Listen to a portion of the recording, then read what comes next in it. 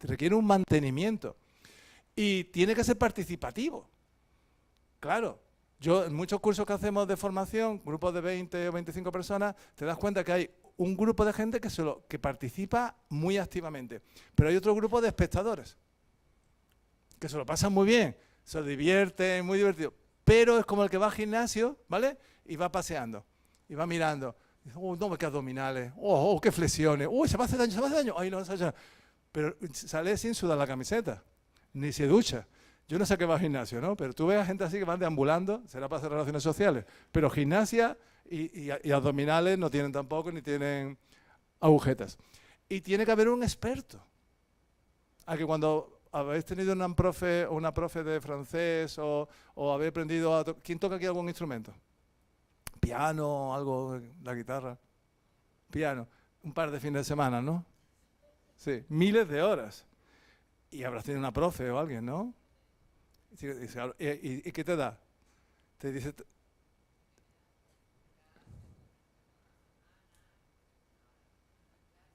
Y te da feedback, ¿a que sí? Cuando te equivocas, el dedo, no sé qué. Fijaros que utilizamos una palabra en inglés para feedback en España. Porque la que utilizamos en español, nadie la utiliza. Retroalimentación. ¿Quién utiliza esa palabra en su vida? Criticar, sí. ¿Vale? Criticar sí lo hacemos, pero no es lo mismo feedback que criticar. El que te dice que estás haciendo algo mal, tu profe, no lo hace para machacarte, lo hace para que seas mejor. Y eso es lo que esconde la palabra feedback, y eso no es parte de nuestra cultura. Es algo que tenemos que cambiar también, que significa saber aceptarlo y saber darlo. Pero no es parte de nuestra cultura. Es algo que tenemos que cambiar, porque eso nos haría mejores. Criticar no nos hace mejores, dar feedback sí. Pero también hay que ser capaz de darlo y recibirlo. Sí, ¿no? 2 minutos. Yo es que hablo mucho, lo siento, perdón. Bueno, esto y una actividad final y terminamos. La idea nuestra es un gimnasio emocional. ¿Quién va aquí al gimnasio? Hoy estás enferma, ¿no? Me imagino, ¿no? Tienes un gran problema, ¿no? ¿No? ¿Por qué vas al gimnasio? Para estar en forma, para estar bien. Por si un día se cae, poder levantarse. Esa es la idea. Porque cuando ha dicho antes, ha estado hablando de que hay psicólogos en la delegación de educación, uno dice, pues yo, ¿por qué voy al psicólogo? Yo no estoy mal de la cabeza. Seguimos teniendo esa idea. Si a ti te dice tu hermana, hoy voy a tener que llevar a tu sobrina al psicólogo. Tú dices, qué guay, qué bien. No. Dices, lo primero que piensa que hay un problema. Eso es lo que queremos cambiar. Y es difícil cambiarlo, porque me resulta muy difícil cambiarlo en la propia facultad, que tiene un enfoque muy clínico, y en la psicología tiene que ser clínica, por supuesto, pero tiene que ser también prevención. Y tenemos que conseguir que la psicología sea para estar más fuerte, para prevenir, para cuando venga un problema poder apoyarme y solventarlo con rapidez. Y vamos a terminar con una cosa en la línea del feedback de cómo la inteligencia emocional, me gusta también resaltar que no es solo algo de las personas, porque siempre es un enfoque muy individualista, es de cómo cada uno tiene que afrontar las cosas. No, también es grupal. Hay organizaciones con más inteligencia emocional, y eso lo nota uno. Hay colegios que están mejor gestionados y hay un clima emocional más positivo. Y otros donde no los hay. Pasa en todas las organizaciones. Y cuando tú entras en una organización con inteligencia emocional, es como ir con viento a favor. Todo es más fácil. En cambio, cuando estás en una organización negativa, emocionalmente, es todo el día el viento contra la cara. Y cada vez... Entonces, es algo también grupal. Y ahora hay muchos estudios sobre que intentan analizar cuál es el clima emocional de una organización. Porque no se puede echar el peso en las personas. Tiene que haber un departamento de bienestar, que ya en algunas empresas lo está viendo, que se dedica a analizar el clima emocional en una empresa y cómo mejorarlo. Para que no sean las personas, sino que sea la organización y que interaccione. Entonces vamos a hacer un ejercicio de este tipo. Vais a pensar algo positivo que te gusta de las personas, cosas que admiras. Y esas cosas no las hacemos decir. Decimos las críticas, pero tenemos compañeros, compañeras que admiramos y muchas veces no se lo hemos dicho. Le hemos dicho, oye, me encanta lo bien que haces tu trabajo, cómo saludas, cómo te relacionas. Pero a veces tampoco se lo decimos a nuestras hermanas, hermanos, hijos, hijas, parejas. No le decimos las cosas positivas, porque se presupone. Pero cuando se expresan, cambia el clima. Y hay esos estudios muy interesantes. Cómo expresar esas cosas cambia el clima. Una vez, en un curso, solo hicimos ese ejercicio, y el ejercicio consistía en mandarlo por WhatsApp a 3 personas importantes para ti. Y entonces, una madre que estaba en el curso se lo mandó a 2 hijas. Ay, hija mía, cómo te quiero, tal y cual. Bueno, mira, las hijas la llamaron a los 2 minutos. Mamá, te está muriendo, porque no era el estilo de la madre, ¿vale? Y dice, no, es que estoy en un curso de inteligencia emocional y tal, igual. Y dice, mamá, pues dínoslo más a menudo porque nos da un susto, porque no era su forma habitual. Y lo pongo como ejemplo de que no es parte natural de nuestra cultura ser tan expresivo. Pues venga, ahora lo vamos a hacer. Vais a coger a la persona que tenéis a vuestra derecha y a vuestra izquierda y le vais a decir algo positivo, algo bonito. Venga, ya, venga. Algo que admiras de esa persona.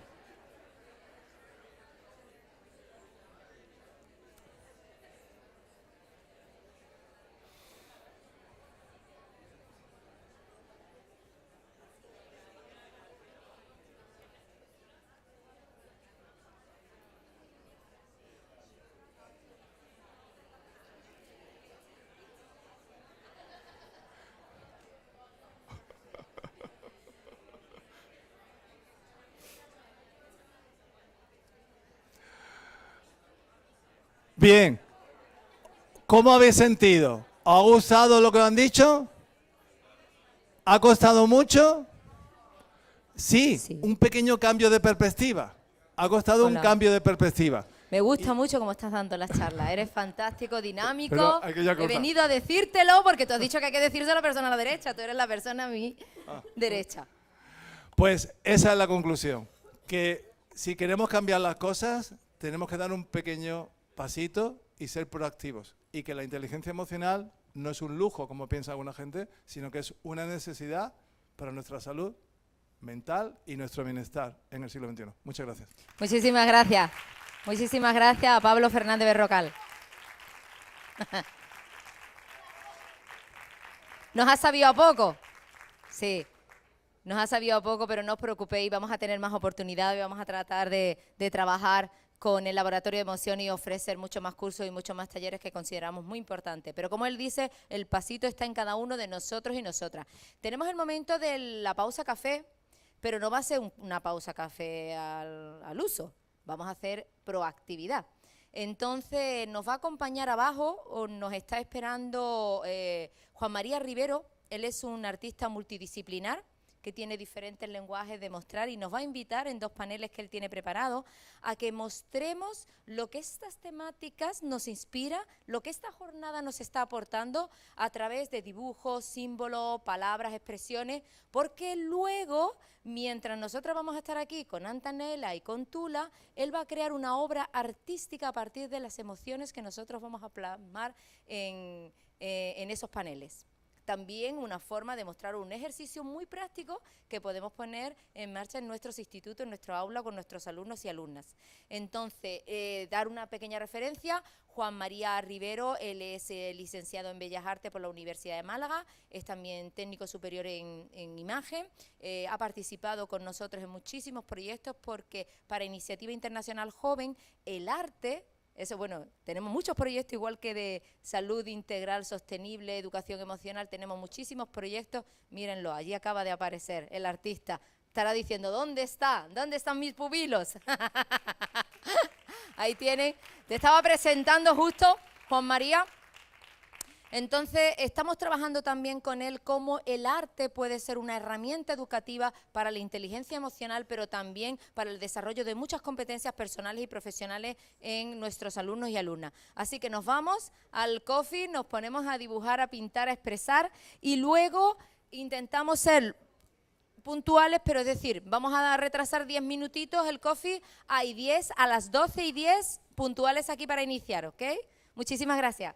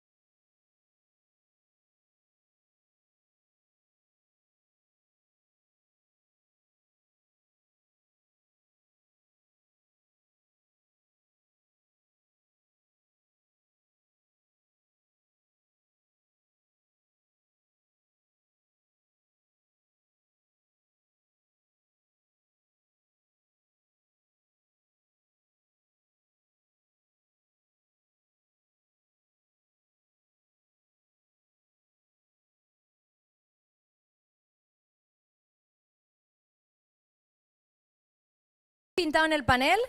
¿Sí? ¿Habéis dibujado, dejado un mensajito?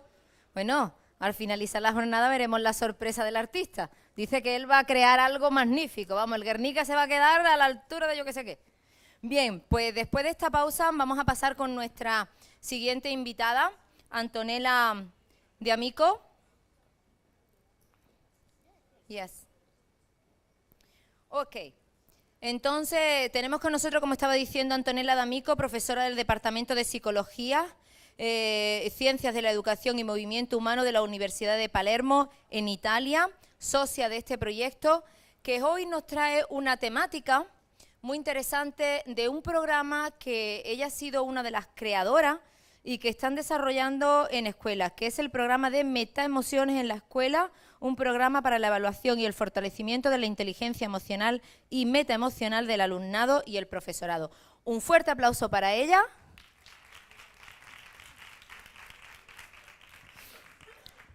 Me pregunta Antonella, ¿será más fácil si lo hago en italiano o lo hacemos en inglés? Y yo le he dicho, creo que aquí el italiano todavía no lo estudiamos la mayoría. Entonces, en inglés. In English, please. Okay. Poi noi parliamo in italiano tra noi, ma... Okay.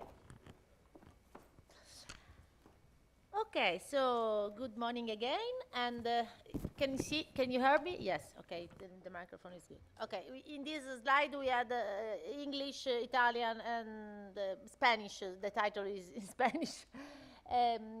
As Anna Belén said, I want to talk about the method that I created some years ago and that was applied at different times in Italy. And this is my some people from my teams. One of them is here, is Carla, with all her beauty in presence. Carla participated to this project in particular, but I have other collaborators that work with me, both at University Unipa, University of Palermo, and also Meta Intelligence Onlus, that is an association that we founded in Palermo several years ago, and that collaborate as well with Associación Internacional Juvenilia, and we have also other projects together. Okay, let me to explain the basic aspect of MetaEmotion at school, the program. The background is MetaEmotion at school is a program for developing social emotional competencies both in teachers and in students, and has a twofold aim: to improve emotional abilities. You heard about Meyer Salovey by Professor Berrocal, and he said that emotional abilities are something that is not just to be friendly, to be warm, but it is something that is about our real important cognitive abilities in perceiving, regulating, using emotion also for facilitating thinking. So it is an important family of emotional intellectual abilities. But then also another aspect that for me is very important of this method is the meta cognitive and meta emotional dimension. You are all, the most of you are teachers, and you know that the metacognition is a very important dimension of learning, teaching, self-regulation, and learning. So in my program and also in my research activities, I focus at in particular the meta-emotional dimension of emotional intelligence. It is for that I always call about emotional and meta-emotional intelligence. What I mean when I talk about meta-emotional intelligence, I talk about the beliefs that people have about emotions. This is a very important dimension because, for instance, when you think that emotions are not so important for our life, this is a strong belief that drive your behavior, okay? Because, for instance, when you say, okay, what is important is the rationality. or when you see, no, I know that is very important also the emotional dimension. This is a strong belief that can change your way to approach emotions, people, and so on. So in the program we focus a lot the beliefs about emotion and also the awareness about one's emotion ability, because people don't know if they are really good or not in emotional intelligence. If I ask to you, do you think to be emotionally intelligent or not? Which is the rating that you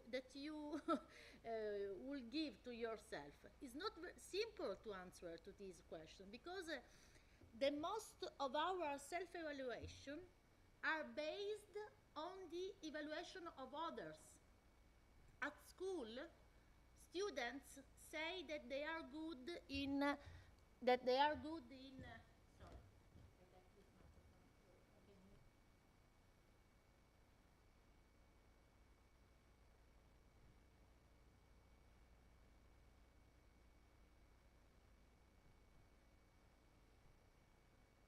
sorry.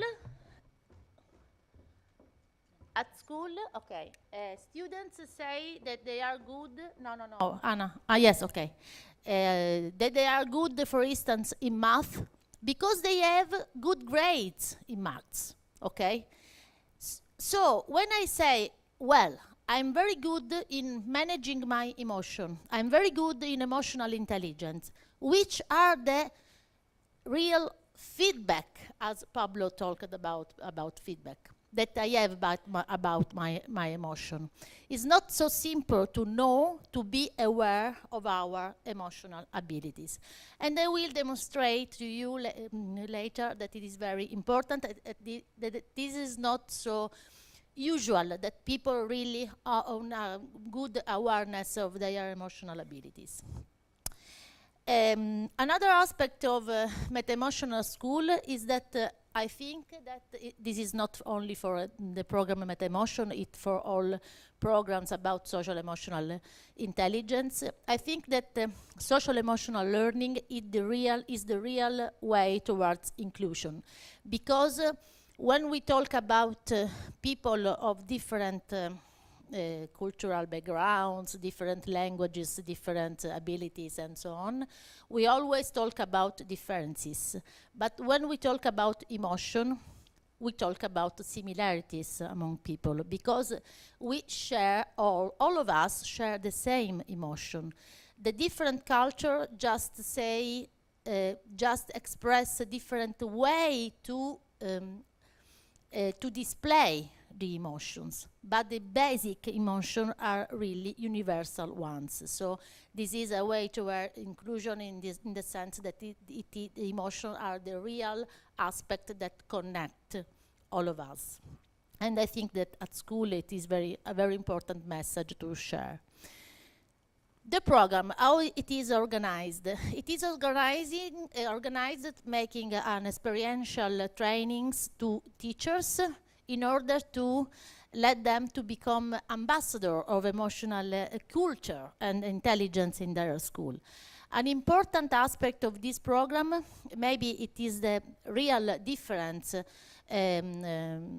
with other programs that exist all over the world, is that the teachers take a self-assessment of emotional intelligence at the beginning of the program.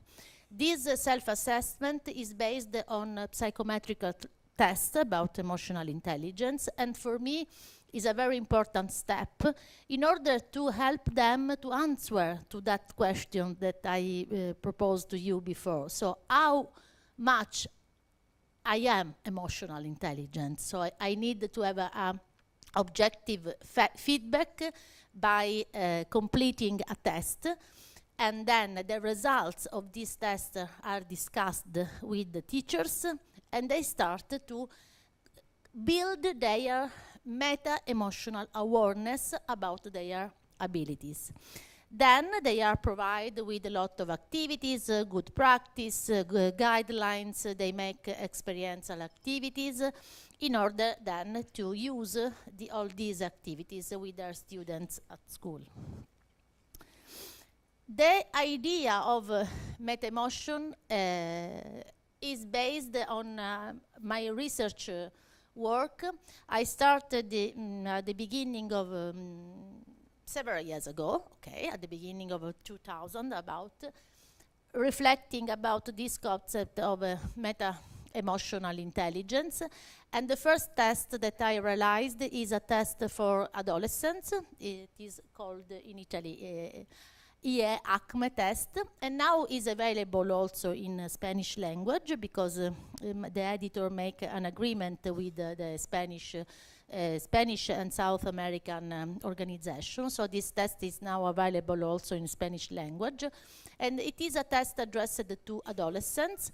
And as you can see, it allows to measure different aspects of emotional intelligence and meta-emotional intelligence, such as beliefs about emotion, self-concept about own emotional ability, ability in emotions, and also is provided with a scale of self-evaluation of performance. I mean, the performance that the adolescent had at the test.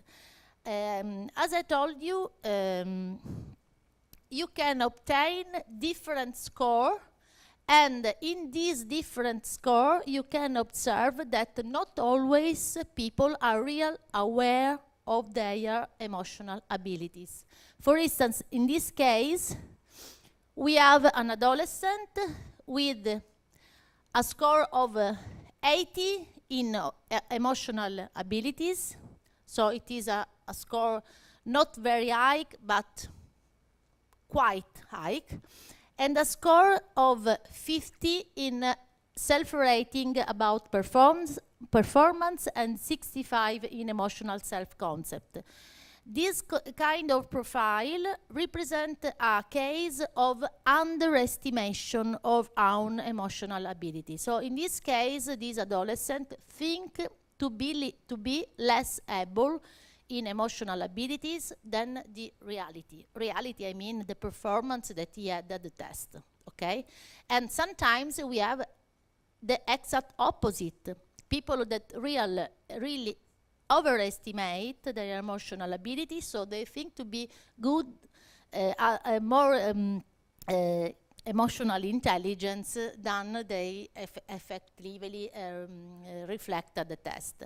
Last year we published the work with that is focused on sex differences, and in this work we demonstrated that in particular, for instance, boys tend to overestimate their emotional abilities and girls tend to underestimate their emotional abilities.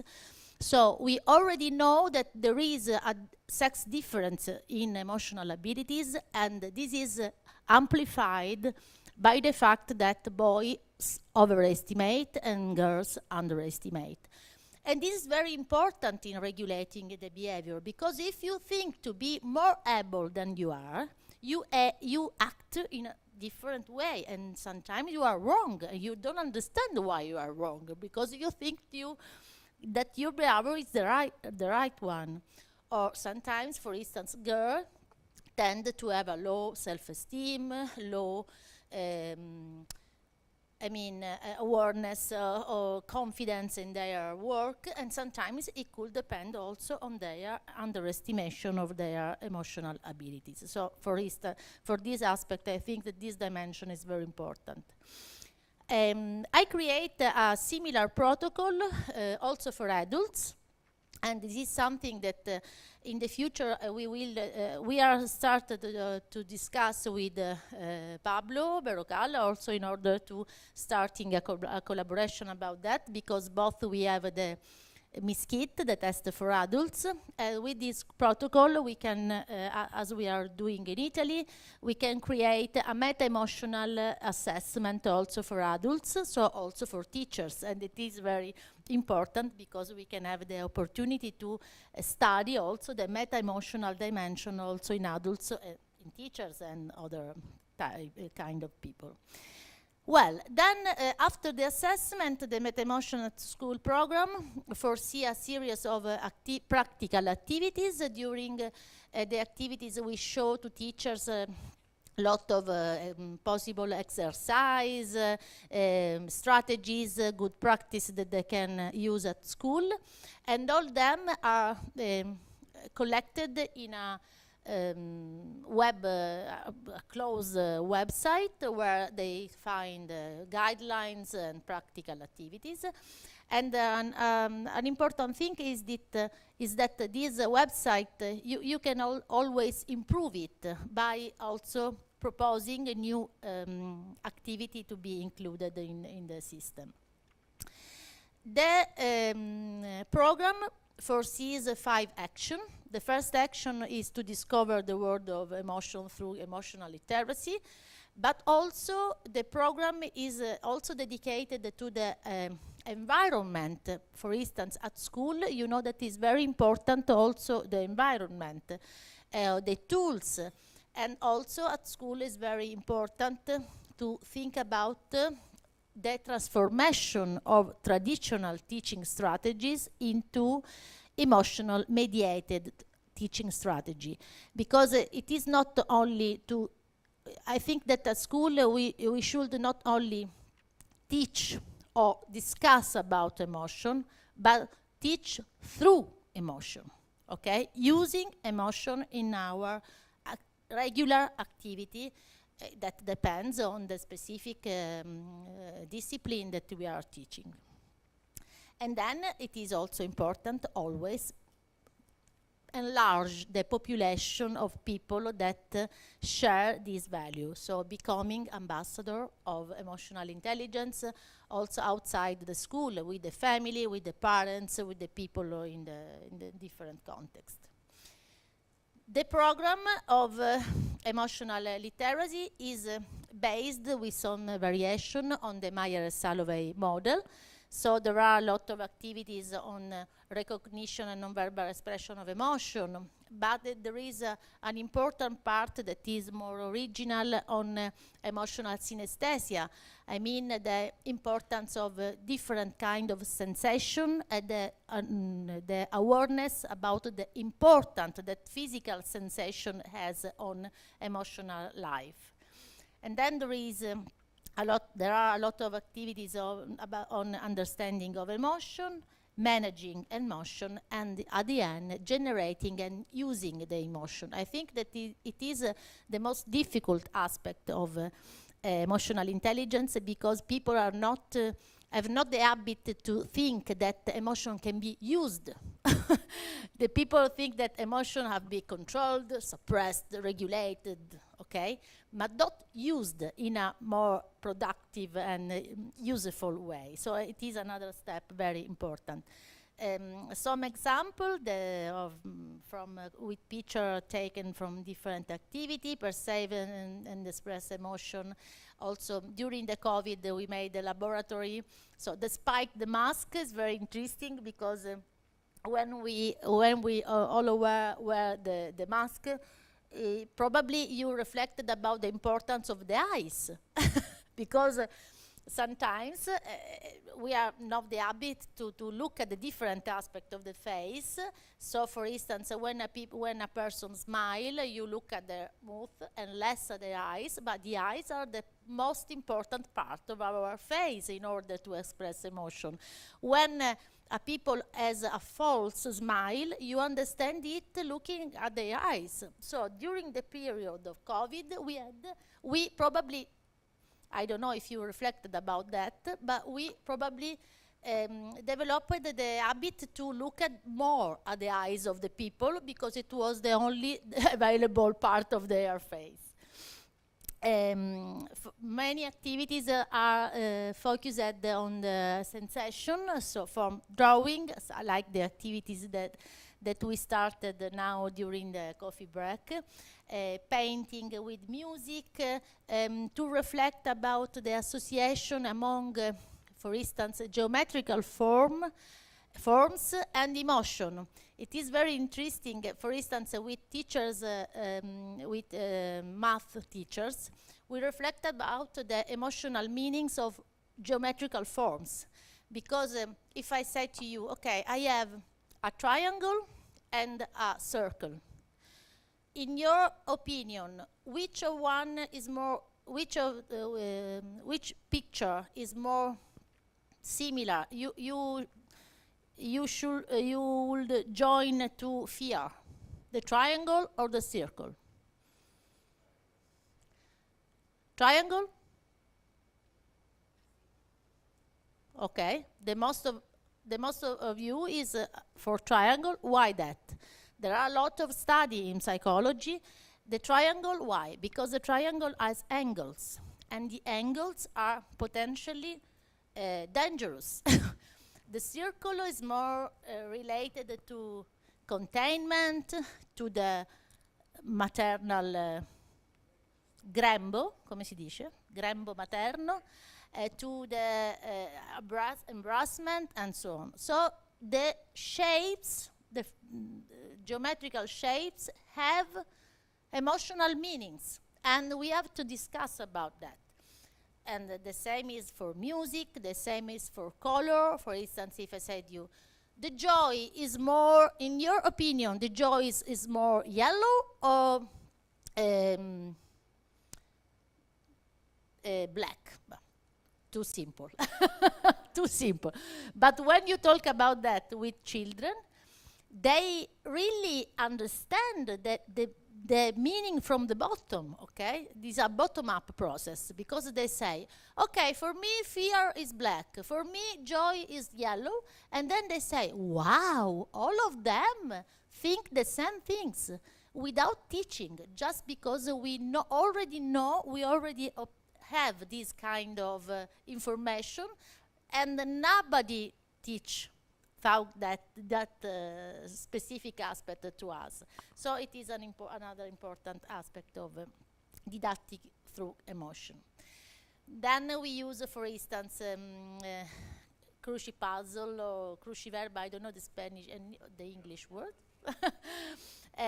for improve the emotional lexicon, because it is another important aspect. As a teachers, you know that sometimes students, for instance, don't understand the meaning of some poetry or don't like to read. But the real problem is that the lexicon in general, in different language of young people, is always more poor. Okay, and the emotional lexicon is real poor. So many people don't know the differences between, I don't know, jealousy and envy, for instance. So it is also important to discuss about all the emotional words and improve their emotional lexicon. And then it is also important reasoning and working together about the managing the other aspect of understanding emotion that is very connected also to the management of emotion. For instance, in this case, you see the emotional script is an exercise that is taken from a very important theory in psychological literature.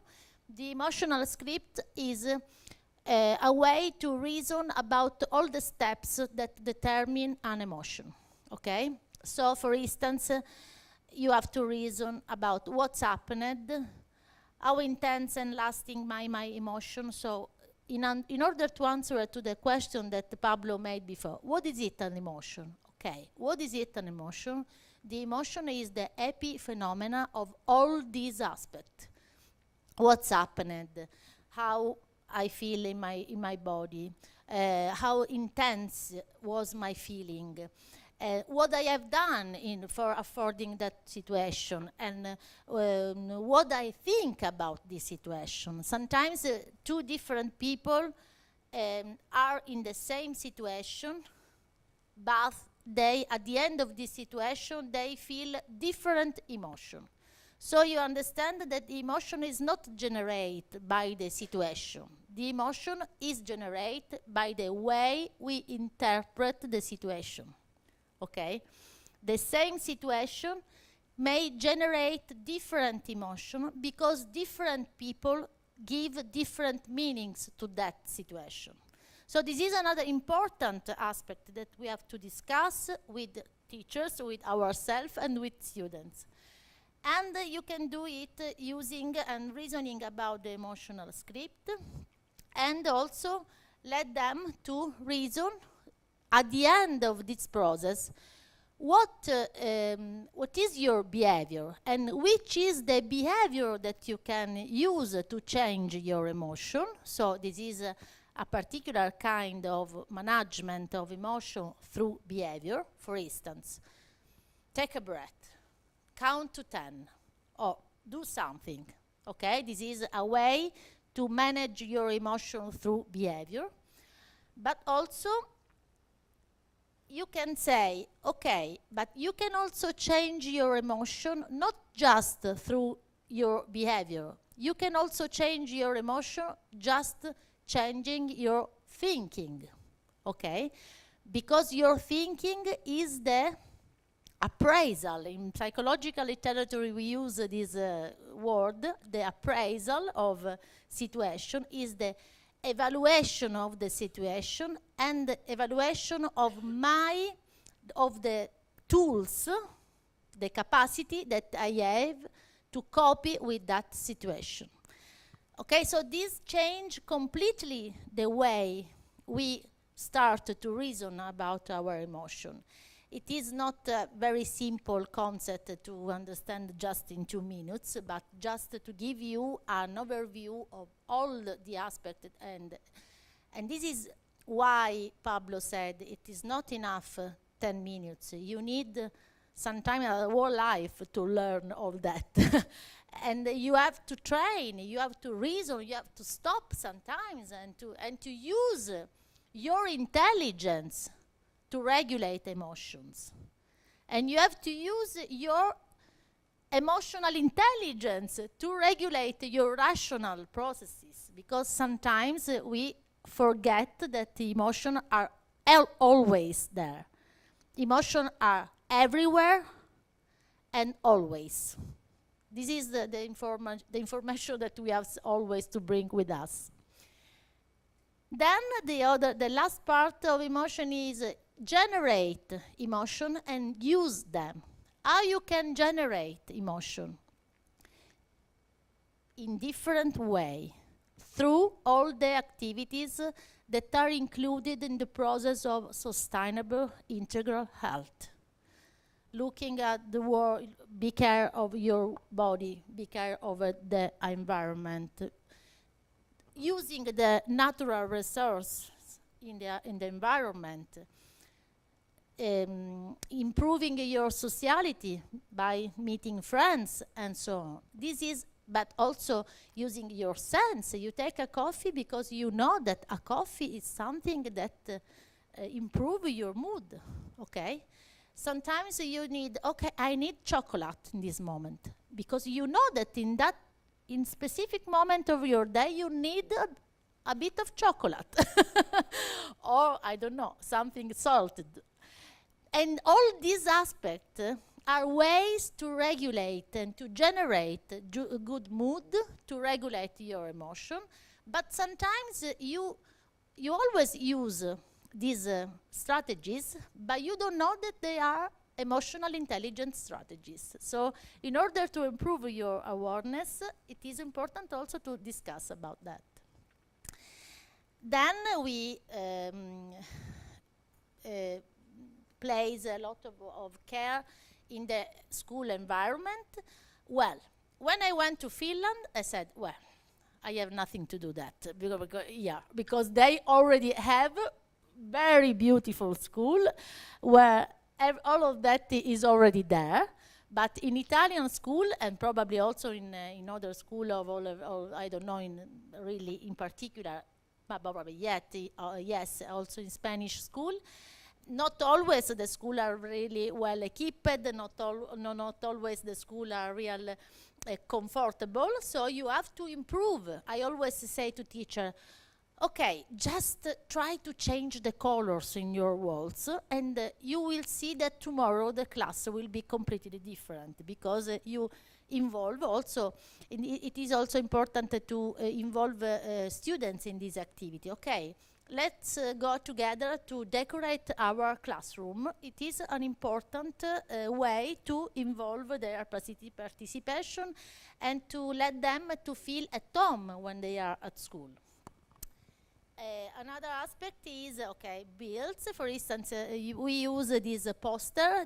We always give this poster in the classes, and using this poster, children, students, and teachers can communicate to others they are feeling, because in this poster that is based on a famous theory about emotions, you place your emotion using the two dimension of energy and pleasantness. This is used in many methods, also in the ruler approach, in the Intemo approach, in many social emotional learning method, and we adapted this poster in a different way, more continuous than, for instance, the mood meter that used in the ruler approach. And children always go to place their post in order to say, okay, today I feel low energy but good, in a good, pleasant mood. Or today I feel high energy but my mood is very unpleasant, and so on. And they communicate in this way. And we also realized also app that you can use on your smartphone in order to use this method. Then, as I said before, it is very important to develop with teachers some strategies in order to include emotion in the didactic activities, because as I told before, you can reflect about emotion when you teach geometry, talking about the shapes of emotion, of the emotional aspect of shapes, geometrical shapes. But for instance, for teachers of literature, it is very simple to talk about emotion, because all literature talks about emotion. So probably you should just focus on the emotional words, just to drive the attention of students in the way the writers feel when they write this poetry and so on. So there are lot of strategies that can be used in this case. And lot of strategies may also be used in order to become and to be ambassador of emotional intelligence outside the school. For instance, in one project we gave to each student a small poster of emotional space to bring at home. They put at home in their kitchen, in the fridge, and the children talk to their parents and sisters and brothers how to use it. So it was a nice way to share with them the activities that they were doing at school. We realized the first study some years ago with a very big number of participants, and you can find a description in this paper. And this study demonstrated that a very important thing for me, because it demonstrated that it was a short period of time, okay? It was a study that lasted at school for about 6 months. So we measured both the emotional and the meta-emotional abilities. The results demonstrated that the emotional abilities in the experimental group, the group that participated to the activities, and in the control group, were not real different after the training, okay? So they were quite stable. But the meta-emotional abilities changed. Why this is so important for me? Because the emotional abilities are not something that change so fastly, because they are emotional. Also, they are a form of intelligence. The intelligence doesn't change in 2 months. the intelligence needs a long time to be modified. But what you can change in a very short time is the awareness about your abilities. The awareness about your abilities is something that you can really change in a very short time. And when you start to change the awareness, this is the good point for change also the abilities, because everything starts from the awareness. Because if I'm aware that I'm low or high in something, I start to do something to improve or to use my abilities. So this result for me is quite important because demonstrate the importance of the meta-emotional and meta-cognitive aspect of our work. Then we realized in this year many applications of this method, and I think that the most important results then are the final consideration of teachers or students. For instance, in this case, it is very nice what Luca says, 12 years old guy. I was amazed that I managed to unlock emotion that had been frozen. So he understood that his emotions were frozen, and with these activities, with the activities that he performed at school, he unfrozen his emotion.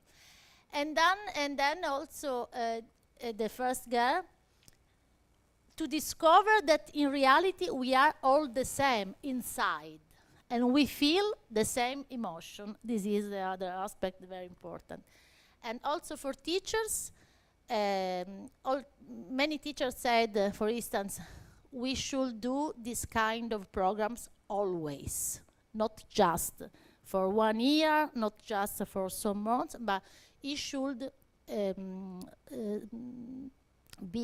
this approach should be present all over the school period, all over the school curricula. This is what we all are trying to disseminate. And also, meta-emotion was a professional enrichment. And Pablo at the beginning said, we are not a freak person. We are not, okay, emotions and feelings and arts, oh, very good. No, we are neuroscientists believing in the importance of emotions, because we are convinced, and Damasio showed all of us that men's and women's, maybe more women's than men's, are made mostly by emotions. So we cannot move aside the emotion. We have to put in the middle, in the center, in the stage, in the focus. And for too many years, the school forgot this important aspect. And now we have to start to change this wrong habit in the school. Thank you. Muchísimas gracias, Antonella D'Amico, por esta presentación. The rectangle was grazie in italiano, but I don't know why.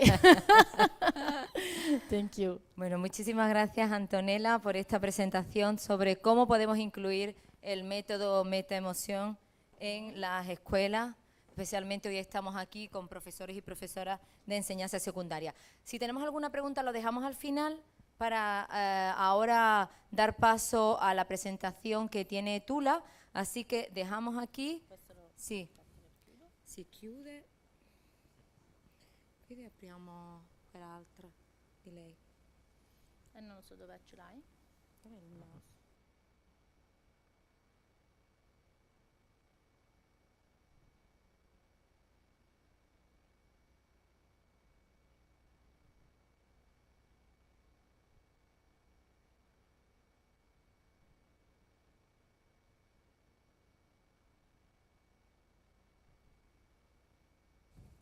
Bueno, vamos a presentar, okay, I present you before.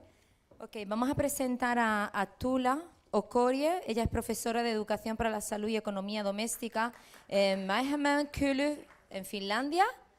Y voy a explicarles lo que es esta asignatura, que para mí fue algo nuevo, nunca visto. I explain what do you do exactly in your school, because it's totally new for us. We have not this material. Entonces, aparenta ser como una clase, porque su clase es como una casa, una pequeña casita, un pequeño apartamento dentro del instituto. Entonces tú llegas allí y dices, bueno, esta será la profesora de tareas domésticas o algo así. Va mucho más lejos. Y además cuando le dices eso a Tula se enfada muchísimo. Se enfada muchísimo. Ella es profesora de economía, pero aplicada al nivel doméstico. Es decir, lo que ella enseña es cómo ser independiente y autónomo a sus alumnos y alumnas. Desde cómo hago el presupuesto para llevar una casa, cómo administro mi dinero, cómo pongo una lavadora. También enseña a poner una lavadora en la escuela, cómo plancho, cómo utilizo de una forma sostenible todos los recursos que necesito para un hogar, cómo interpreto una factura de la luz, cómo interpreto todos los aspectos que luego van a hacer que esos chicos y chicas sean autónomos e independientes en su vida. No por casualidad, a los 18 años le dicen, ustedes están preparados, váyanse a hacer su vida. Eso lo hemos escuchado de los países escandinavos, pero los preparan. Que aquí nos parece terrible, pero bueno, ¿cómo pueden hacer eso? ¿Cómo a los 18 años le hacen el concierto de su vida, la fiesta de su vida y al día siguiente le ponen la maleta en la puerta? Ellos los preparan primero y entonces esa asignatura de lo que se trata es cómo hacemos autónomos independientes y que emocionalmente puedan llevar ese proceso que es tan difícil en la adolescencia de adquirir autonomía, libertad, pero una libertad con responsabilidad. Esa es su asignatura. Y desde ahí, pues ella nos va a contar hoy cómo se forma el profesorado en Finlandia para que primero sea tan exitoso en todos esos test que hace PISA y todos esos informes, y luego para que ellos de verdad, como profesores, y además conocimos casi todos los profesores de todos los departamentos de su instituto, puedan trabajar de forma cross-curricular, transversalmente, la salud integral, sostenible y emocional en sus alumnos, desde las matemáticas, la literatura, la ciencia, pero siempre con el foco en el bienestar socioemocional de los alumnos y alumnas. Pues te dejo. If you need anything, tell me. Okay? So, bye.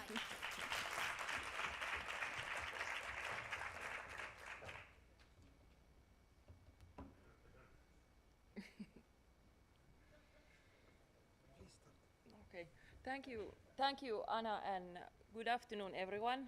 And in Finnish I would say hyvää iltapäivää kaikille. My name is Tuula Okorie and I come from Finland. I work as a lecturer in home economics and health education. I didn't understand anything what Anna was explaining about me, but I believe it's all true. Yes, and I'm very, it's a privilege to be here this afternoon to talking to all of you. And please don't hesitate to interrupt me. I'm more than happy to answer all your questions. And Anna, please help me to translate if necessary. But don't hesitate to interrupt. I like more interactive than I'm just lecturing here. Bueno, dice Tula que a ella le gustaría que la interrumpieseis si tenéis alguna pregunta, algún comentario. Entonces, yo no tengo ningún problema en traducir. Si alguien dice, oye, mira, yo es que no sé cómo preguntarlo en inglés, no hay ningún problema. Me lo decís o lo decís en voz alta, yo se lo traduzco y ella que conteste. ¿De acuerdo? Muy bien. Okay. First, I have to be starting by this one, that to be proud where I come from. From Finland, the happiest country in the world, 5th time in a row. According to the World Happiness Report from last year. No, the 6th time in a row. And Finland is also known as the home of Santa Claus, reindeer, and its love of saunas, and for Coco, the aurora borealis, which he has never seen in his life. Yes, next time, yes. And around 74% of Finland is covered by forests, and we also have thousands of lakes. So we are surrounded with beautiful nature, what is around us in everyday life. So what does it mean to us Finnish teachers, and how does it show in our educational system to be the happiest country in this world? Okay, first of all, we see that the basis and the what happens in the classroom is the dialogic and conversational teaching. In Finland, we believe that teachers are not just lecturers who teach and then kids do. We are more like guides who go beside our children, our students, our pupils.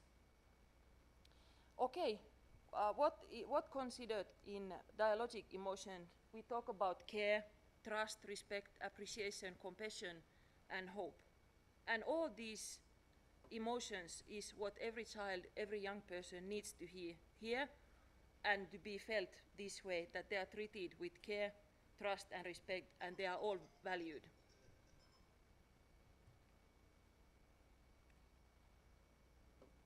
Also, we can see it as a kind of vitamin store for our mind, all these dialogic emotions.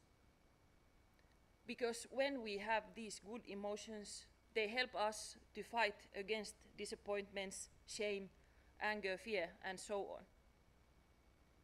And also the atmosphere in the classes is very, very important. And then the teacher has a huge role on that one. Compassion, hope, together with other, create safety in the classroom, where all the students and also the teacher can feel safe. Once the environment is safe, you have built trust, and then the learning can start from there. Also, strengthening the children's self-esteem, meeting all their other needs, it creates learning. Of course, the emotional skills are part of socio-emotional skills. And it can be considered one of the most important skills of a breeder, as Antonella said, that is, it has to be in the center of everything when we build our work as teachers. And as I have bodied here, a teacher constantly needs emotional skills in his or her work. There is no way to go around the bush. This is how it is. We need it every day, every minute in our work. And we are required to teach students emotional skills through our own activities, to model emotional skills for them, how to interact in different situations. Like Anna said, that this is something what is not in any other countries where we have been amongst this project, is even in our curriculum mentioned these how to teach these emotional skills.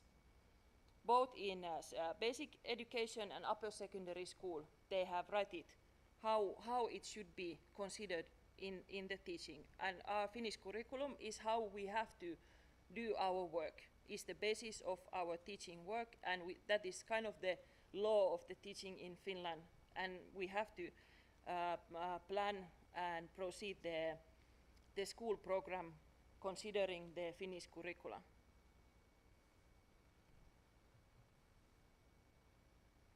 Okay, what about then a teacher's role in classroom?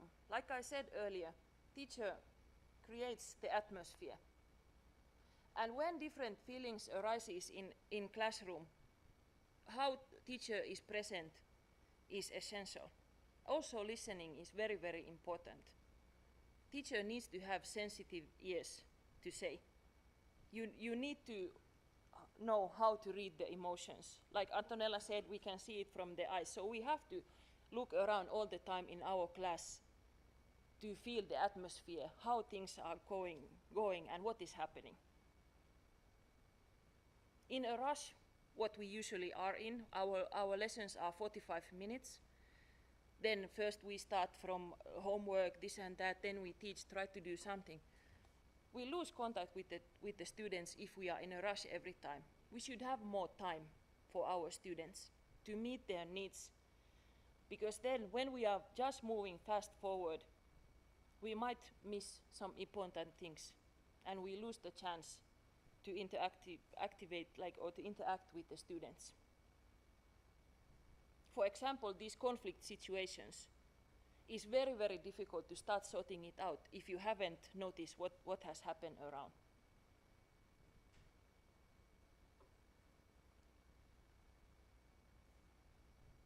and teacher has to be confident what happens. The teacher is also an emotional model and mirror for his students. Of course, everyone we know, if we go to work, we are feeling angry, we spread that type of atmosphere over there. It's very, very important that we consider how we are feeling when we go to work. And also, the students, they observe how you are feeling. Teacher, are you feeling good today? How are you today? And so, we should be very, very aware of what type of emotional climate we are building. Are we spreading worries, disappointments, or sarcasm, or caring, joy, and good spirit? It's our choice how we enter the class, how the class is going to be. And like Antonella said, that is also about the educating ourselves in the matter of emotions. We have to know ourselves, how we feel, how we react to different situations, and accept our own emotions. And then, how to go forward from there. We build our profession.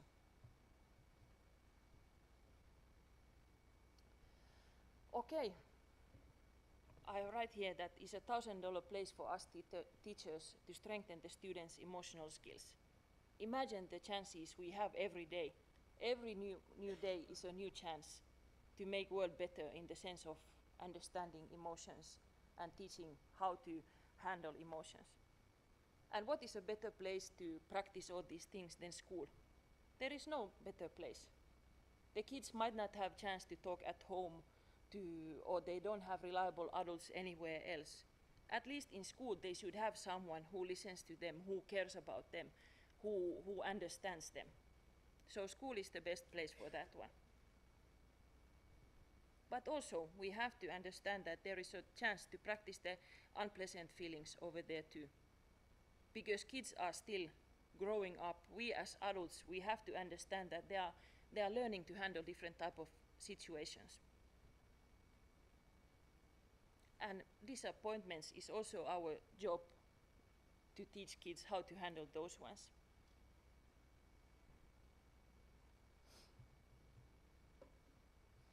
Okay, now I would like you to interact small, because this is one of the examples what we do in classes. We have so many ways to do how to do this training of emotional skills.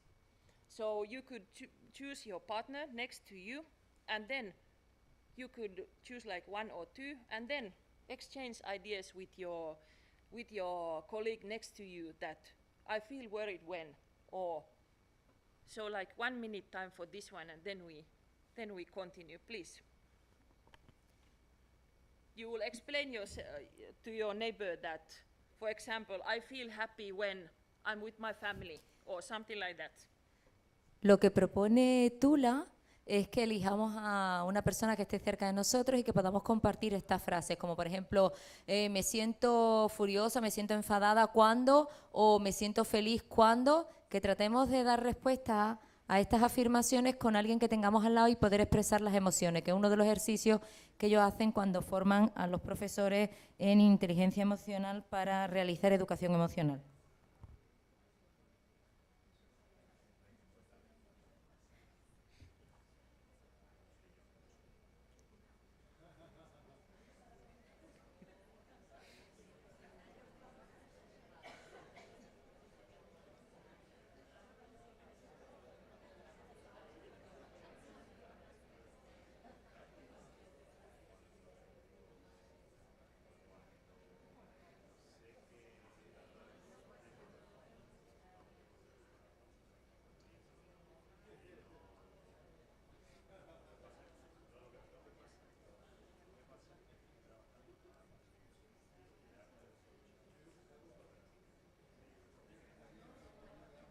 Okay, let's continue. I'm happy about the talk, what is rising from here, and I'm seeing smiles in people's faces, so the interacting went well in that sense. Ella dice que solamente ha necesitado 1 minuto para ver cómo funciona este ejercicio porque ha visto el cambio en muchas caras de estar un poco serias a estar más felices. Entonces, que enhorabuena porque se os ve más felices desde ahí arriba. But this is a good example. In every class, no matter the stage of the education, from early childhood daycare onto university, this is an easy way to start a class. Very, very simple way. Just to ask how you are feeling, how has your morning been, how has your week started? Bien, ahora, now you can continue to laugh. Yes, You provocate a lot of emotion here. I'm seeing. Okay, so how Finnish secondary school teachers are educated to emotional education? First of all, me and Sini, my colleague from Finland, we teach health education, and we need to have university degree to teach the subject in secondary school and upper secondary school. Without the qualification for this particular subject, you cannot teach it in these levels. But we are educated in emotional education through a comprehensive approach that emphasizes the importance of social and emotional learning. And this is important. The Finnish education system recognizes the significance of emotional well-being in students' overall development and academic success. And teacher training programs in Finland incorporate courses and workshops on emotional education, providing educators with the necessary knowledge and skills to support students' emotional growth. These programs focus on understanding emotion, fostering empathy, promoting positive relationships, and teaching emotional regulation techniques. And other teachers who don't have the qualification for this particular subject, they can go and take these programs to educate themselves more on this topic. Also, we need to learn how to create a safe and inclusive classroom environment that encourages open communication and emotional expression. Antonella was saying about painting the walls in schools. With simple things like that, you can create a safe environment for open communication and emotional expression. And we are also trained to identify and address students' emotional needs, providing appropriate support and guidance. We are guides, also in this one. Furthermore, Finnish teachers, we are encouraged to collaborate with other professionals, such as psychologists and counselors, to enhance their understanding of emotional education and implement effective strategies. Like in our school, we have group what consists teachers, student counselors, psychologists, school nurses, and so on. And regularly we meet and to talk about these matters and how to prevent it in our school and how to think in future how to make things better. But continuous professional development opportunities are also available to ensure that teachers stay updated with the latest research and the best practices in emotional education. So it's up to you how well you want to be in the wave of how this goes. Overall, the Finnish education system recognizes the significance of emotional education and equips teachers with the necessary tools to foster students' emotional well-being. This is lifelong learning process. Finnish children learn emotional skills from childhood to adulthood through a combination of formal education, social values, and cultural practices. The Finnish education system places a strong emphasis on holistic development, including emotional well-being. And here are a few key aspects how Finnish kids learn emotional skills. It starts from the early childhood education. And kids start their education journey in early childhood education settings where emotional skills are nurtured. Kids usually go to this early childhood daycare at the age of 3, 4, and then at least 6 when they are going to preschool level. Then also, like I said before, is integrated in Finnish curriculum. Then through different subjects, also not only health education, we have environmental sciences in lower levels in school, then biology, home economics. Through many subjects you can go through the topic. And this approach allows children to develop emotional intelligence in various contexts such as literature, arts, and physical education.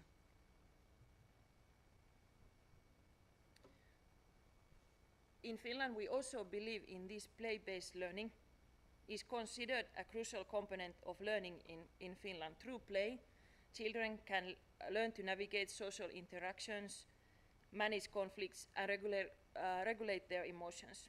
Play-based activities provide opportunities for children to develop empathy, cooperation, and emotional resilience, for example. Then teacher-student relationships is based on the trust. Because Finnish teachers, we want to prioritize building strong relationship with our students. We want to walk beside them, not to be on top of them. Though we are not their friends, we are still their teachers, but we want to be more like that we have good communication in between. We want to create a safe and trusting environment where all our students feel comfortable and they can express their emotions. Also, collaboration and collaborative learning and group activities which promote social and emotional development. We do it a lot. Me and Sini, in our subjects, we always nearly work in groups. Especially in home economics, I have always groups with four students in each group, and then they work together. It's very important because they learn from each other. That is the best way for them to learn with each other. We also involve parents so much. They play a huge role, a crucial role in supporting their children's emotional development. They are encouraged to engage in open conversation about emotion, actively listen to their children, and provide guidance in managing emotions effectively. And that's why we meet the parents often. At least once or twice in a year, I meet all my students, their parents in my class. Then, in Finnish society, we value emotional well-being, and it places importance on empathy, respect, and equality. And equality is the key word in Finland. It doesn't matter who you are, where you come from, your background, your sexual or how is it called in orientation or skin color, religion, nothing. We are all equal in the name of school. It doesn't, all those things, it doesn't matter. We are all teachers there, and then we have students there. And these cultural values are reinforced through social norms, family dynamics, and community support systems, contributing to the development of emotional skills in children. And by combining all these approaches, Finnish children gradually develop emotional skills from early childhood to adulthood, equipping them with the ability to understand and manage their emotions, empathize with others, and navigate social relationships effectively.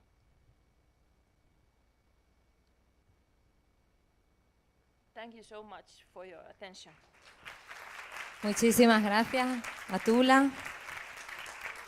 Gracias por darnos una visión de cómo son formados los profesores y profesoras en Finlandia para abordar estas temáticas. Yes. Now is the moment of the question. Entonces, nos vamos a quedar, entonces Tula se va a quedar, Pablo va a subir, Antonella, subir, por si hay alguien que tiene alguna pregunta para alguno de los tres ponentes que hemos tenido esta mañana, porque yo ya estoy aquí, yo también puedo responder lo que queráis. Entonces damos las gracias a Tula, a Pablo y a Antonella nuevamente por habernos ilustrado su trabajo tan importante para el desarrollo de la salud integral, sostenible y emocional de nuestros alumnos y alumnas.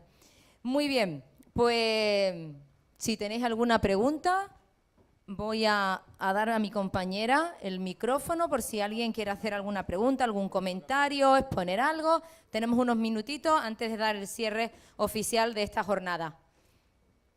Mira, por aquí hay una pregunta, si puedes pasar el micro, Emily.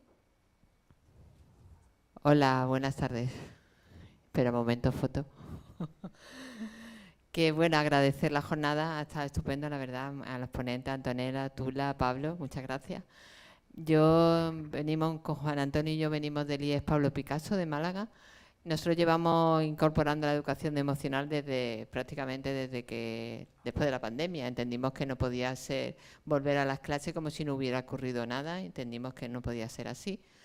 Y llevamos mucho tiempo implementando por una serie de trabajos y cuestiones con el profesorado. Con el profesorado nos cuesta, pues la formación cuesta trabajo incorporarla, pero mi pregunta, cualquiera de los tres, pues sobre todo Antonella, que también ha dado unos datos, ¿cómo miden eso? Porque a nosotros nos gustaría medir si eso que estamos implementando en la aula está teniendo resultados. Impacto, muy bien, gracias Rosa. Si está teniendo impacto, ¿cómo medimos eso? ¿Qué indicadores han utilizado para poder medir eso? Gracias. How do you measure the impact of all of these resources and methods in the student? Do you have any kind of indicator? How do you do it? Okay, as I told before, I use different ways to measure the impact. One aspect is the impact of emotional and multi-emotional intelligence, okay? So if they improved in their emotional abilities, in their emotional beliefs, or in their meta-emotional intelligence, I mean the awareness about their abilities. To do that, I use the test that I show you. I talked about. I didn't show the test. I just talked about it. That is a test for adolescents, and that it is now available also in Spanish language. Okay. For teachers, I use a test that also in Spanish is available. That is the MISKIT, and Pablo and his team made the Spanish translation. It is the original test made by Meyer Salovey, and then I translated it in Italian, and they adapted it in Spanish and so on. So it is also available in Spain. And as I told before, I create a protocol in order to use also the meta-emotional dimension for adults. And in the future, we can also join this aspect also in Spain. And this is for emotional and meta-emotional intelligence. Then we measure other things. For instance, the feelings, the agreement, the confidence and the satisfaction about the activities. We also measure the learning, the success at school. For instance, we use we ask teachers to evaluate the learning results of students that participated to the activities compared with the students that did not participate to the activities, and we find good results. Another aspect that we measured in the past, we published also the results last year, is the sociogram. The sociogram is a tool that measures the interaction in a class among peers.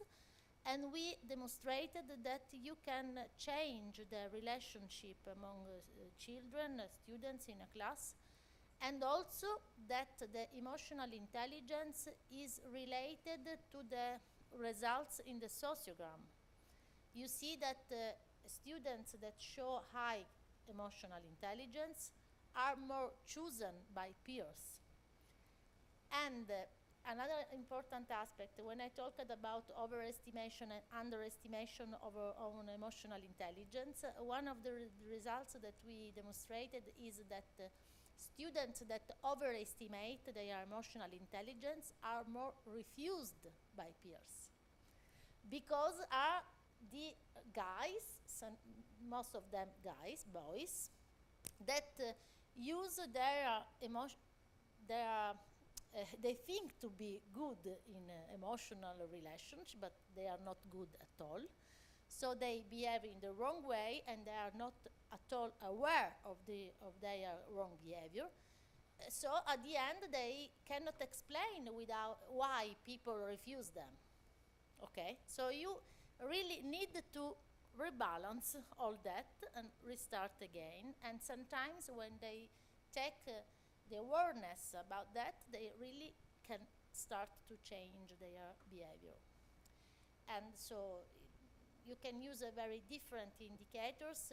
It depends also on the age. For instance, if you are working with very young children, it is different. If you are working with adolescents, but also with adults, so we made different application in these years. And the main aspect is to measure emotional and meta-emotional intelligence. Other aspects sometimes change depending on the situations. ¿Vuestros son de la ESO o también de instituto? El programa Inteligencia marca todo con un protocolo de evaluación. Nosotros hemos firmado varios acuerdos con diferentes centros educativos de España y el Pablo Picasso podría firmarlo con el laboratorio y llegar a un acuerdo para hacer la evaluación. ¿Todo el mundo lo aplica o solo algunas clases? Vale. Nos faltaría el grupo control, pero bueno, ya está. Pero para saber, pero sería un pretest y un posttest. Viéndote cuánto tiempo, claro. Igual ya algunos grupos ya han comenzado, ¿no? Pero es decir, que habrá chicos que llevan años ya, ¿no?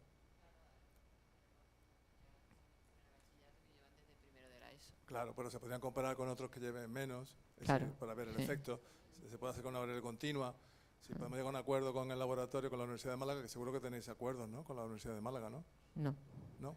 Pues hay que hacerlo, hay que hacerlo, hay que hacerlo. Vale, vale. Claro, ya depende de lo que se quiera evaluar. Por ejemplo, como dice Antonella, por ejemplo, nosotros tenemos un proyecto de la Junta donde estamos focalizados en el tema de la agresión. Entonces, aparte de inteligencia emocional, se ve el efecto en la convivencia, en bullying, en ciberbullying, pero también en la salud mental. Es decir, ya depende de la variable que tú quieras, ¿no? Es decir, tú ver un poco dónde queréis focalizar y en los profes también se pueden evaluar, claro. También. Vale. Eso es llegar a un acuerdo y... Vale, llegamos a un acuerdo. En la guía metodológica que hemos creado como resultado de este proyecto vais a encontrar un capítulo que son herramientas para la evaluación. Entonces os proponemos diferentes temas, como los que hemos estado viendo, y ahí vais a encontrar herramientas. Eso se lo tenemos que agradecer a las compañeras de Portugal, que tienen mucha experiencia en la evaluación, en lo que es la evaluación y en la validación de competencias, y ellas han creado esos instrumentos para las actividades que os proponemos, luego cómo poderlas evaluar. Y también algunas ideas de cómo crear vosotros vuestros propios indicadores dependiendo de pues, todos los aspectos que ya hemos hablado, de la edad, del tiempo que llevan, de la situación inicial que os encontráis. Muy bien, veniros al centro. Could you come here to the center of the stage? ¿Más preguntitas, más comentarios? ¿Alguna duda? ¿Alguien que quiera...?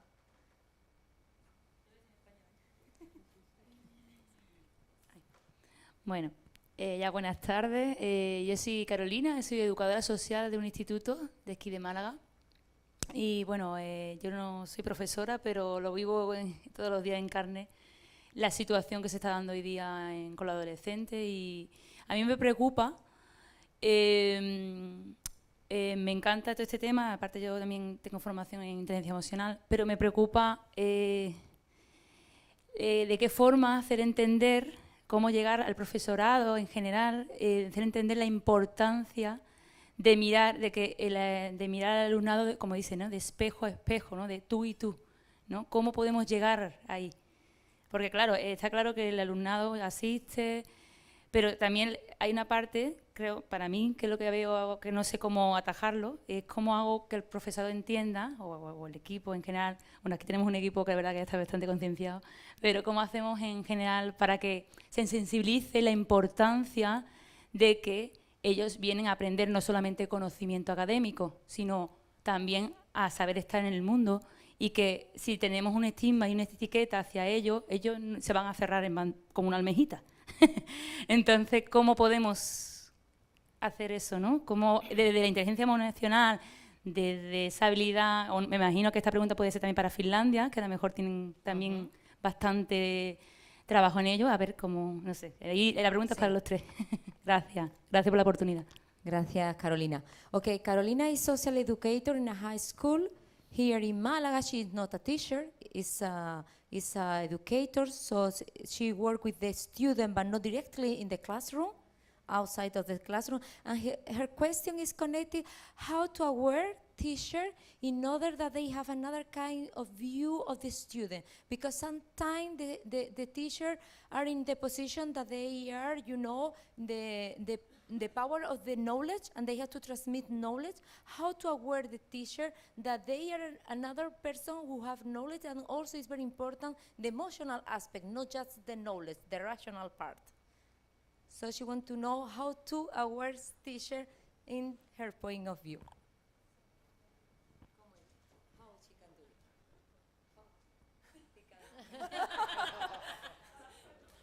The question is a very good question.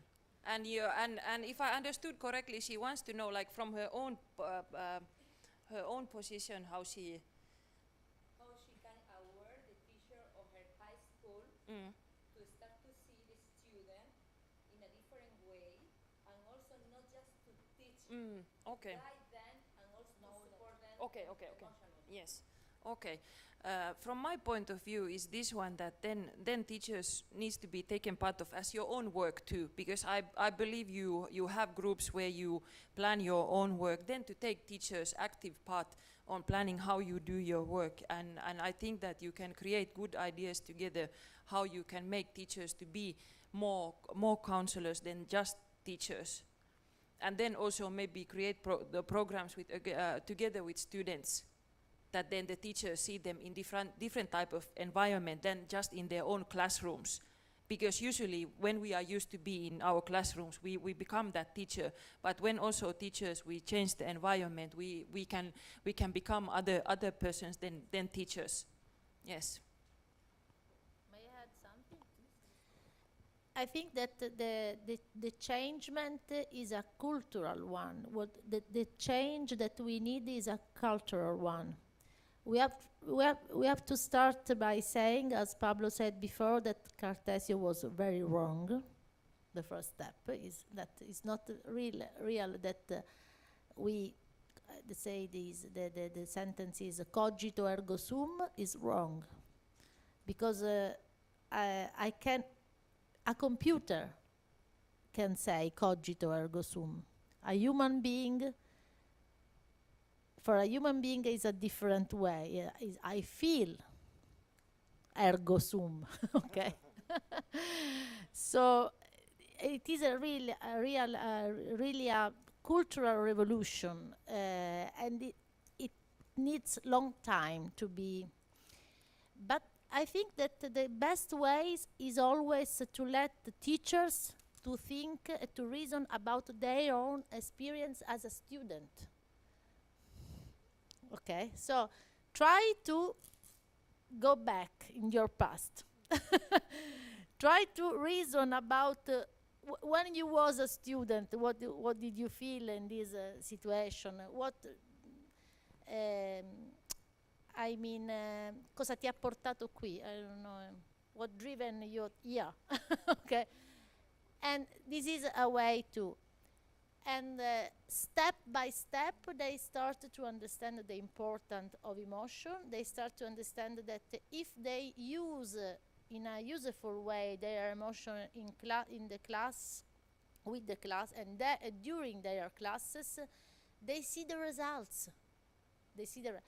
I'm convinced that the teachers that don't use emotion at school are the less confident ones.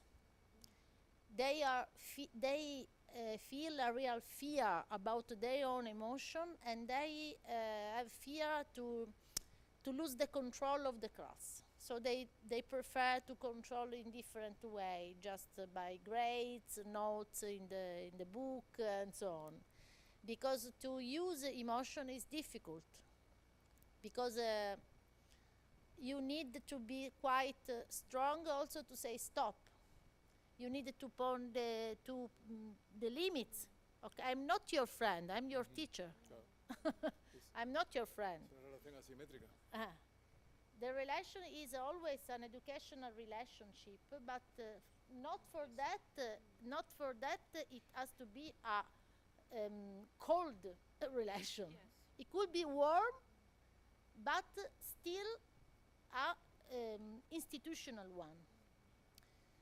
It is difficult. It is for that we always say that it is a long training. It's not so simple to do that.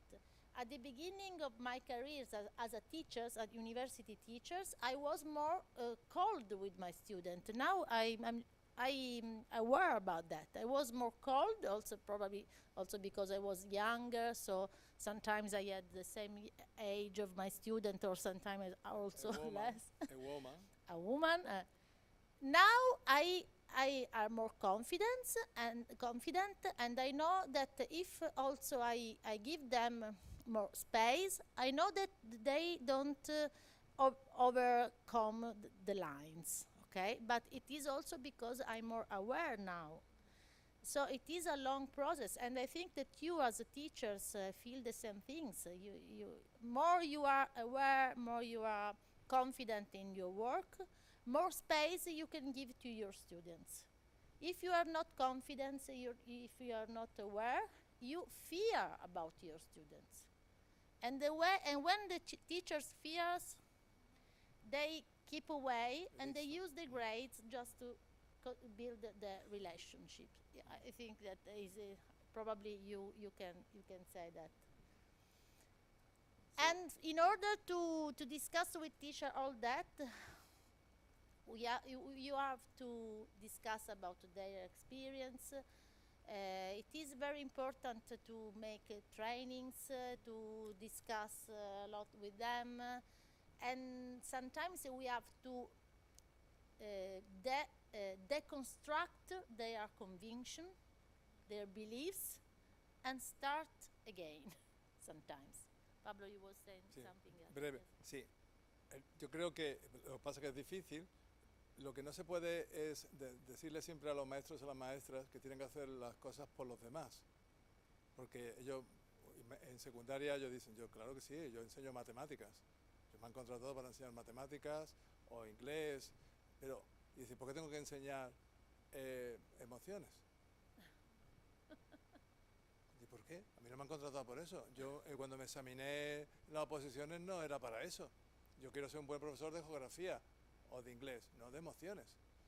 Pero si tú le dices que quien va a salir más beneficiado de aprender esto es ella o él, y se lo demuestras, porque lo más probable es que él o uno de sus compañeros caiga por baja, por depresión o ansiedad en los próximos 10 años.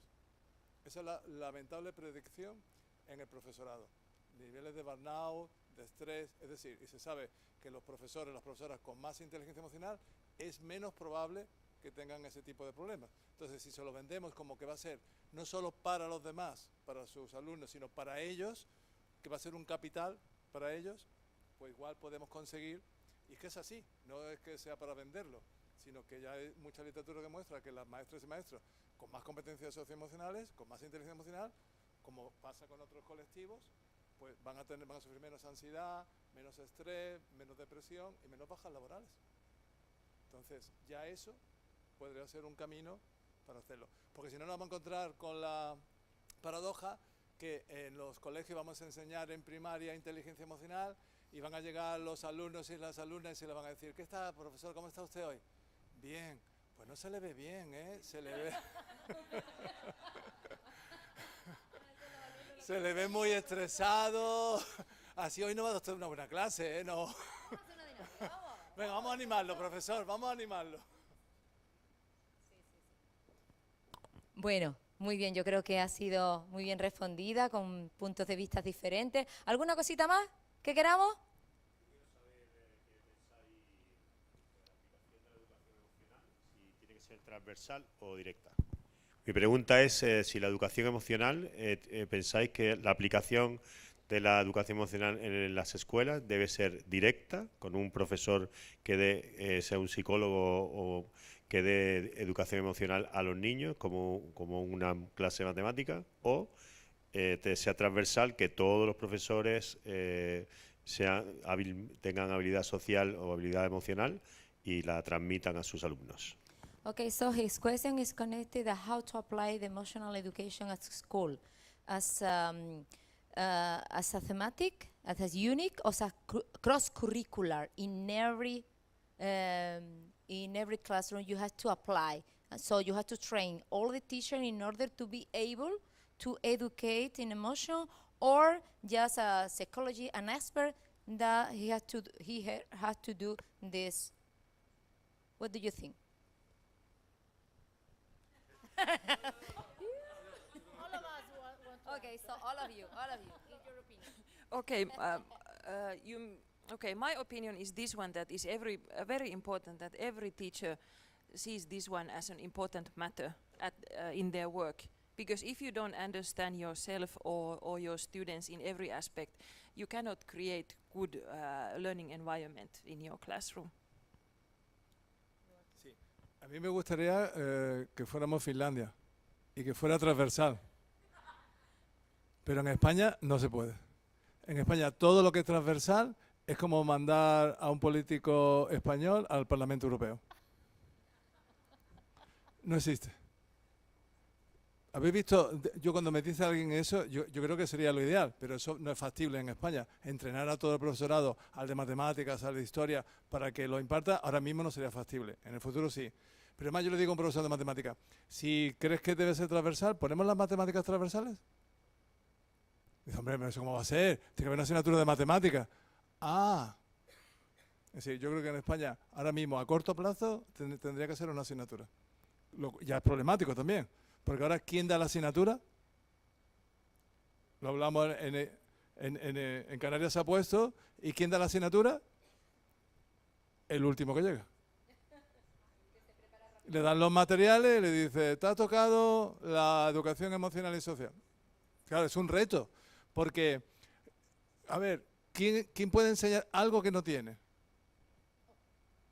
No, es como si dice, tiene una mañana que da clases de alemán. Pablo, te han contratado en el instituto y que da clases de alemán. Perdona, es que yo soy de inglés. Perdona, pero es que tiene que dar clases de alemán. Es que yo soy de inglés, pero es que da clases de alemán. Prepáratelo este fin de. Yo soy Offidensen. Vale, pues muy bien, voy aprendiendo algo más. Pero, claro, eso no ha ocurrido a nosotros en España, ¿o no? Con los profes de inglés. Los pobres tenían que preparárselo la noche antes. Y así, clan. Entonces, es complicado. Lo que a mí me gustaría preguntar es, ¿cómo han logrado formar a todo el profesorado, que yo creo que es la pregunta clave, ¿cómo han logrado formar a todo el profesorado en Finlandia en educación emocional? How did you train all the teachers in emotional education in order that they are able to teach on? All of the teachers, they have courses once they are becoming teacher in university, because all the teachers in Finland, they need to have university degree to become official teacher. Otherwise, you cannot teach Finland in any schools. So we have courses, and then also you can educate yourself more through your own interests, how you want. And sometimes even schools, we have compulsory education afternoons. So we can have this one as a topic there also, if we see it as an important topic to educate the teachers more.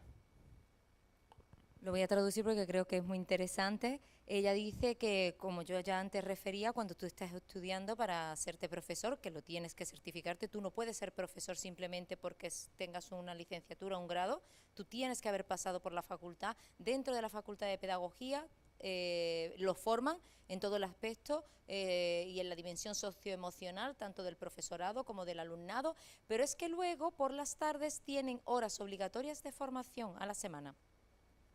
Por las tardes, después de que terminan, tienen unas horas a la semana y el centro elige cuál es la materia que el profesorado pues detecta que es más importante formarse.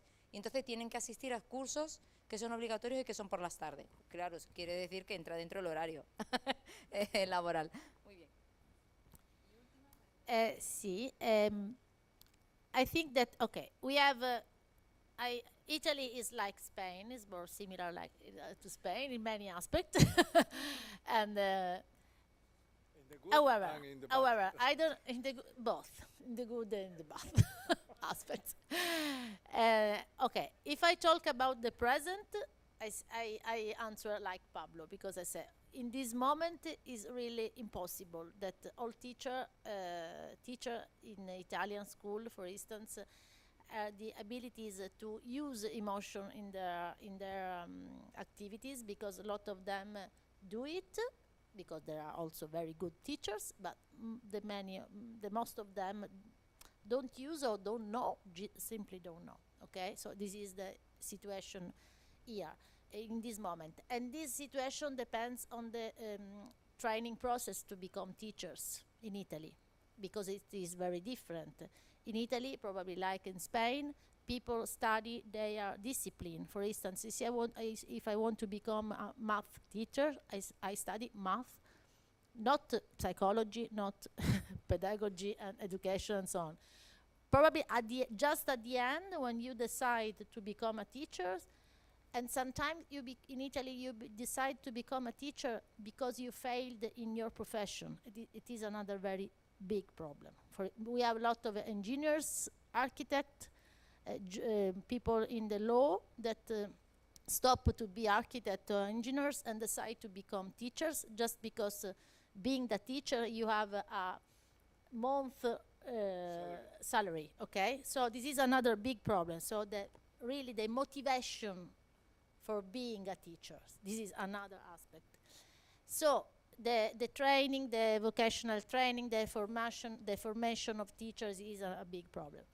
But in the future, if I have to answer to the question by Coco in the future, for me the right situation is the mixed one. So it is true that all the teachers should have a basic emotional education, but you also need to have experts. Because you know that at school sometimes we have problems that are more that are at a high level. So in this case, you need psychologists, you need educators that study just this aspect in a more professional way. At the same time, you have people that are expert in math, in science, in literature, and so on. So I think that it should be a mixed situation. So you have all teachers that have a basic education about emotion, about education, and so on, but also experts that can make a double work. One work is to work with teachers in order to supervise their work, and the other work is also to work with students when the situations are more complicated and cannot be solved by in class and so on. So when I talk about emotionally inclusive school, I talk about all the system. And in this system, in my opinion, is included also the administrative personnel in a school, for instance. It is also important that when you go in a school and you feel a good climate, this good climate is not made only by teachers and students. It's made also by administrative people, by principals, and the environment, the families that collaborate with the school or not. So it is a work system, and the work is at different level. And it is for that that is so complicated. And it is for that that we are here. Because we have to start to change all the little, all the small parts of this puzzle. And I think that only an integrated and mixed system can be, because for instance, in my opinion now, the risk is that teachers, this is for me, for instance, in Italy, I'm really worried about that, because the risk is that the teachers start to teach emotion. I always say when I start a training course with teachers, the first thing that I said, please, don't teach emotions. Please, don't teach emotions. There's not a right way to feel. There's not a right way to feel. This is your way to feel. You have to be aware about your way to feel. This is not there is not a right way to feel. If you start, okay, this is smile, this is sad, when you're sad, you start to teach emotion and you give the wrong message. Okay, in this situation, you have to feel in that way. In that other situation, you have to feel in the other way. So I think that for us, this is more dangerous than not talking about emotion at all. So please don't talk about emotion at all, rather than teach emotion, because I think that is not our goal. And this is a risk, because if teachers are not really aware of the meaning of emotional education, they start to teach emotion, giving a completely wrong message. So this is the dark side of emotional education, in my opinion. Bien, lo que ha querido decir Antonella, lo voy a decir en español, es que, porque han dicho, bueno, ¿y eso qué significa? Significa que cuando los profesores intentan educar en emociones, muchas veces le dicen a los alumnos y alumnas cómo tienen que sentir diferentes emociones. Pues así es estar contento, así es estar enfadado. La idea de educación emocional es el sentir, que cada uno tenga las habilidades y capacidades de conocer y autorregular. Entonces no le decimos lo que tienen que hacer teóricamente, sino los ponemos en situaciones de que sientan y que sean capaces ellos luego de manejar lo que sienten. Bien, eso es lo que quería decir Antonella. Llevamos ya 2 años y el proyecto anterior ya llevamos con 5 años hablando de esto, entonces ya nos entendemos muy bien. Bueno, si no hay nada más, ¿alguien más quiere decir algo? Porque tenemos que ir cerrando. Empezamos a cerrar. Empezamos a cerrar dando los agradecimientos. Vamos a agradecer a todos los socios y socias de este proyecto por haberlo hecho posible. Okay, please, could you come here, all the partners, all of you, please here. Thank you to be here in Málaga with us. Facciamo il ballo del villaggio. Sì. Il balletto del villaggio. Ok. Okay, of course. Sí, tenemos aquí a todos los socios. Vamos. Espacio. We need a space here. Okay, because it's the big picture. Vamos a hacer la foto de familia al final, con todos y todas, ¿eh? Entonces voy a ir dando las gracias a todo el mundo y conforme vaya dando las gracias la gente se va subiendo. Porque yo creo que una de las grandes, de lo que nos hace sentir bien es cuando somos agradecidos y sentimos esa gratitud. Entonces, muchísimas gracias a este espacio, al Servicio Andaluz de Turismo, por habernos acogido hoy aquí.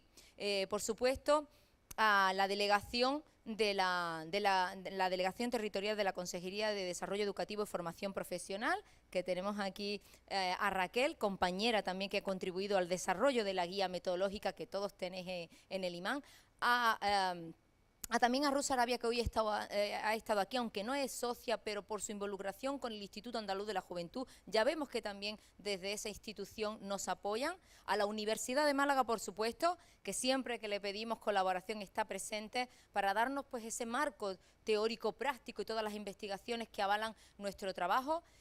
Quiero agradecer a mis compañeros y compañeras, voluntarios, alumnos en prácticas, profesionales de Iniciativa Internacional Joven. Muchísimas gracias por el trabajo que habéis realizado y que siempre realizáis.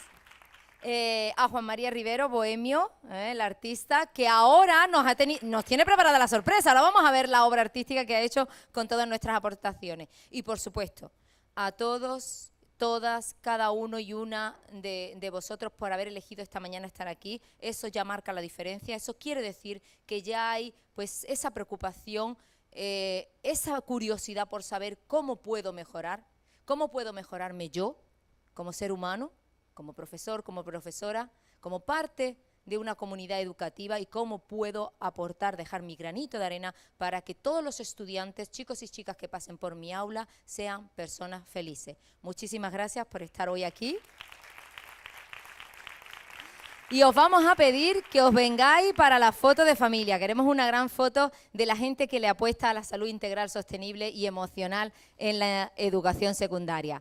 Así que los invito todos, sí, los voluntarios, todo el mundo a la gran foto, que vean las instituciones, los gobiernos, que sí le apostamos a la inteligencia emocional. Ah, sí, también.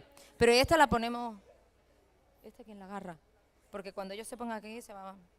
Espérate. Toma. Sí, cógela y la... Dame esta, que ya está casi después. Venga. ¿Ves? Andés. Perfecto. Perfecto. Sí. Todos y todas aquí abajo, yo creo que entramos, nos ponemos en un par de filas. Mire, ¿y al fondo también? Ay. Pero tú no sabes cuál es la presentación. El rollo. ¿Fondo de pantalla? Ya estaba esta aquí. Ay. Maravilloso. Ahora sí, estamos ready. Ven, voy a poner yo aquí con mis rumanas.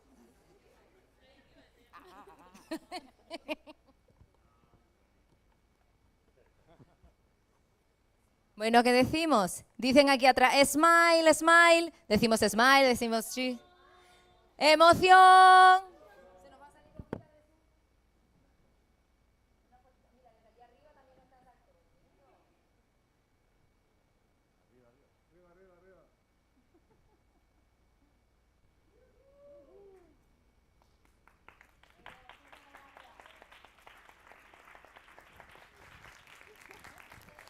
En las carpetas tenéis también la dirección, todas las redes sociales de la organización. Vamos a seguir haciendo actividades, vamos a seguir haciéndoles propuestas a la Delegación de Educación para seguir formándonos en estas materias. ¿Ok? Muchísimas gracias y feliz tarde.